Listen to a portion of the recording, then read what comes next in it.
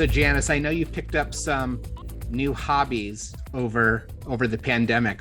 What exactly did you start learning? Well, I've always loved to cook, but I decided I need to learn how to bake. And Oh, so I nice. was one of those nutsos that did the, sourdough starter day after day. And needless to say, that was a failure. So I will no longer pursue baking. That's not going to happen.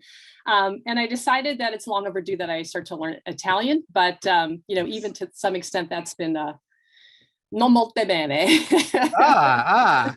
Now, are you actually, did the Italian come from like learning to cook different Italian cuisines and you wanted to be able to speak the language and not just eat the food? I'm half Sicilian. Yep. So, my dad would curse in Italian growing up, but I'm half Greek and half Italian. My mom's side's from Sicily as well. So kind of the same thing, but I never had the inclination to actually try to learn more than how to yell at your, 5-year-old kid if he's doing fine. well, we could be related. I'm half Armenian, half Sicilian. So actually we're kind of, kindred spirits in that regard. Probably, Yeah. right? It's a very small island. Yeah. so, Never know.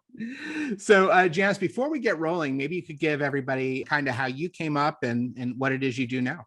Yeah, absolutely. Yeah. So I've been mostly in like data, data analytics, data mining, storage. Really the last 10 years has been my play in cybersecurity. Yep. And it's exciting. It's it's fun to watch that convergence of those technologies into cyber, right? And all my buddies that I've seen for years. So now being a part of Mandiant FireEye, I'm director of channels West for Mandiant Solutions. Yep. And came in by way of acquisition of Verodin back in 2019. Awesome. And I know you won't say this unless I ask you, but you just won an award recently.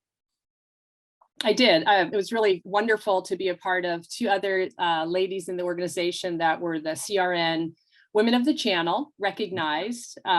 It's great. I won last year and this year, and it's something that I'm very proud of, but also just to be a part of some fantastic women that are, change makers. So it's an honor. That's awesome. Well, congratulations on that. That's huge, and it's great to have some recognition specifically for women in the space as well. I don't think we do nearly enough of that.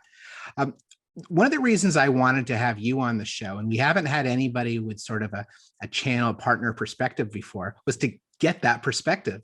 And when it comes to threats or countermeasures from a cybersecurity perspective that organizations are leveraging, add some color from that for me if you can, from sort of the partner's perspective. So maybe not just a direct, but sort of the indirect connection through the partners and what they're seeing and doing and their issues and what they're focusing on. Yeah, absolutely. Well, I mean, I think it's such a great question because just outside of the fact that Threatscape is evolving, ransomware is on the rise. A lot of our partners, customers' environments are so complex, right? They don't even know like what to prioritize, what to focus on, what tools are working, where do I have overlap? There's so much reliance on their tools. And, we're looking at, migration to cloud, data's all over the place. And now, budgets are decreasing, there's not enough staff. So what I've seen, from our partner community is really just that developing a skill set to be able to go beyond sort of basic network IT services to a more mature, advisory, managing risk, navigating what to prioritize on, which is why I think, it's so much more than just like checking a box of compliance, which is why I think, security validation Verodin has been so widely successful, is that it mapped perfectly to these new skill sets of our partners, right? We can augment their services and, they can provide more to their customers who are trying to navigate these waters, Yeah, that's such a great perspective because we see X amount of organizations face to face, but of course, they see a multiplier in addition to that.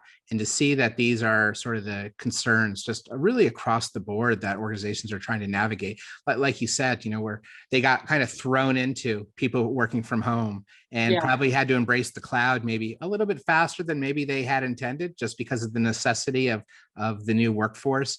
And generally speaking, security is not the tip of the spear when you're making those big organizational changes. So then you have to start rolling back and saying, okay, what did we just do? Where are the holes and how can we start addressing that? And one of the first places they turn are their trusted partners and trusted advisors to say, hey, can you give us a hand here? Because how are other people dealing with this? We're all kind of in the same boat. So that's interesting. Well, let's talk about the Verodin platform specifically then. Of course, you and I were part of the company through Verodin, and then we got acquired through Mandiant FireEye. And of course, we've evolved from Verodin, the Verodin platform, to Mandiant Security Validation, which is now part of the larger Mandiant Advantage solution. So we keep on up-leveling it, which is fantastic. But, from your perspective, again, working with the partners, how has that matured and kind of how have you seen perspective switch and morph based on that? Yeah, well, first off, the good news is that people can say Mandiant because no one could ever say Verodin. Verodin. Verodin. So, but kidding aside, just the brand recognition, as soon as we had that Mandiant name, in front of Verodin, just really, just took us up a notch. And it was a game changer to have that intelligence-led validation. Yeah. And so, we're just adding so much more, context to what they're looking to focus on, right? And to prioritize on. And so having that intelligence-led, being able to really, focus on the threats that matter the most to their organizations and to their customers. That's right. It's all about that prioritization. Yeah. And, I think there's a lot of great threat intelligence out there, but there's not necessarily a lot of great ways to personalize and operationalize it. So it's as useful as possible. I think some people get a little bit of use here and there, but I don't think we're getting nearly the value. And I think that's kind of true throughout all of security, but intelligence in particular.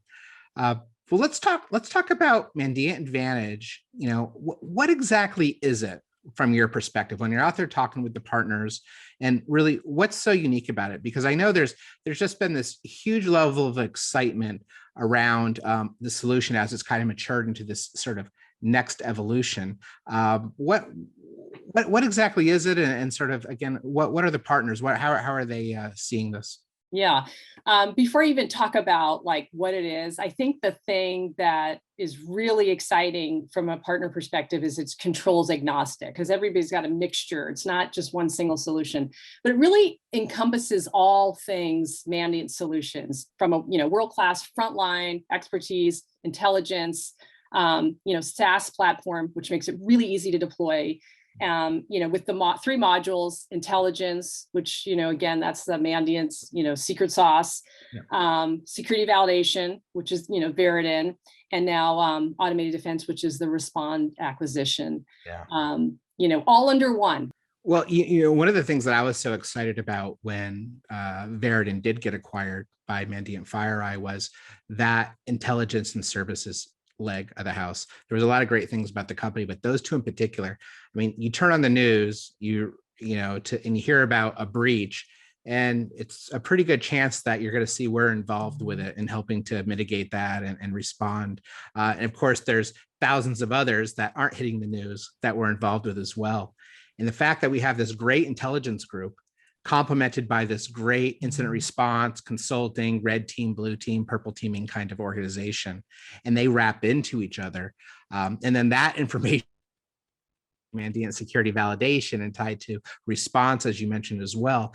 It's really that great complement of kind of services augmenting product, but not in the most traditional way. Sure, we have managed services and a hybrid approach that can be leveraged, but you're getting all this human DNA in there and sort of a almost real-time approach. And I don't think I've ever seen anything like that in my career before, which I think is one of the more unique use cases. So from a sort of a business and or a technical perspective, are you seeing the partners responding in any specific way, saying, wow, this is a new use case, or this really helps us take this technical or this business use case to the next level based on these new capabilities? Yeah, I mean, first and foremost, like back to what you just said, all this human intelligence and expertise, we're giving the partners access and insight to that expertise when we know it and what we know. That's amazing to partners, just even whether it's internal use or pass along to their customers.